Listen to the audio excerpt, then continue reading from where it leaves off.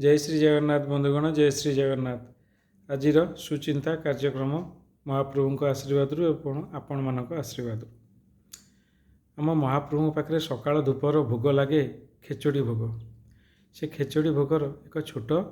गल्प जहाँकि आपण मैंने जानी थे एवं मो तरफ मुझे उपस्थापना करुच्ची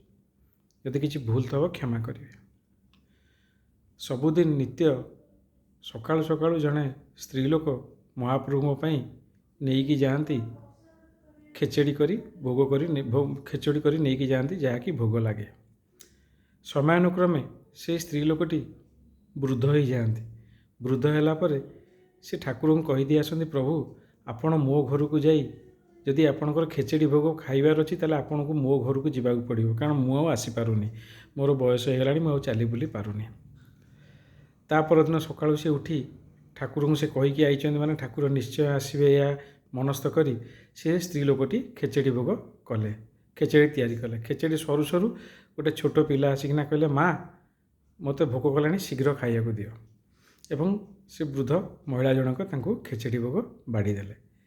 एपटे मंदिर रे पुरोहित अपेक्षा रही सबुदिन खेचड़ी भोग आसे आज कहीं एपर्यंत आसीनी। से भाविले बोधे से वृद्ध महिला जनक बोधे असुस्थ हो जाइछन्ति तांको घर टिके बुली आसीबा एवं सी मंदिर बंद करी गले तांको घर को बुलिया गला बेलू देखिले जे से वृद्ध महिला जनक कहले नाई मु जाई पारुनी मु ठाकुर को कही देछि जे एठी आसिकी भोग लगेले यदि भोग पाइबार अछि ताले मो घर को आसीबे। सी हसी दे पलि आसिले कहले हाँ बयस है बयसर मानसिकतार सी कौन कहीदे या भाभी पलि आसिले।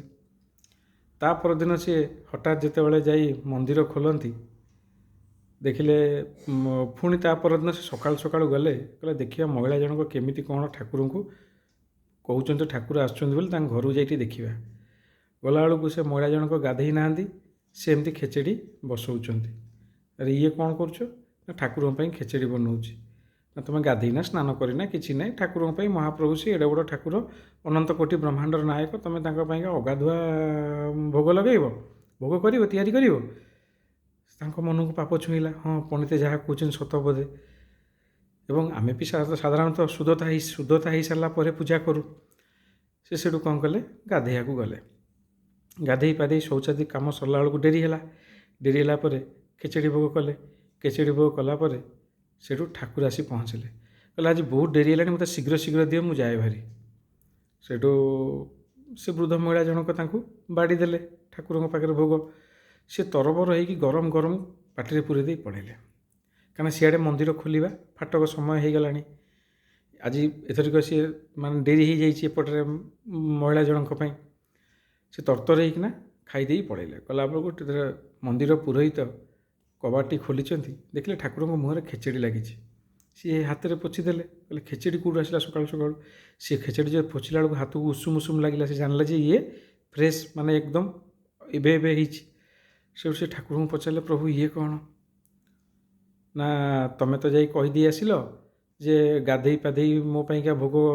करने से गाधई पाधई भोग कले गाधुआ कम डेरी है आड़े मंदिर खोलिया समय मु तरतर होना गरम गरम खाई आसिली तुमको कि कही जे गाधई पाधई सी मो करेंगे बोली से माँ तो मोपाई सेमती भाव में श्रद्धार सबुदिन करती एवं से पुरोहित जनक कांदी कांदी आसिले एवं से माँ को कहले माँ आपड़ जमती खेचड़ी भोग बनाऊँच सेमती बनातु। से ही समय आज पर्यंत महाप्रभु पाखे सकाळ भोग खेचड़ी भोग ही लगे। आज्ञा रोचे आज्ञा जय श्री जगन्नाथ भूल थे क्षमा करेंगे।